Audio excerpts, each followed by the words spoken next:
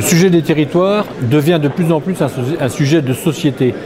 On voit qu'il y a des déséquilibres qui ont grandi depuis 10, 20, 30 ans entre les différents territoires. Évidemment, ce sont les territoires ruraux qui en ont le plus pâti, avec une réduction de l'activité économique globale dans ces territoires et une démographie qui a eu tendance à reculer de manière très forte, parfois pour aller vers une quasi-désertification dans certains de ces territoires. Je trouve qu'il est bien que dans un certain nombre d'instances, d'institutions, ce débat sur les équilibres des territoires vienne. Parce que nous avons besoin de prendre à bras-le-corps ce sujet de l'équilibre territorial.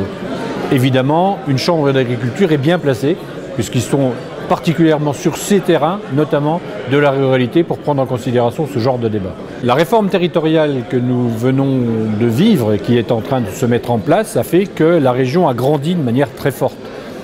La région Grand Est dans laquelle nous nous trouvons a tendance à s'éloigner des terrains. Elle met en place des dispositifs de proximité avec des agences qui va permettre de pouvoir être un peu plus en contact, a priori, avec les acteurs de terrain.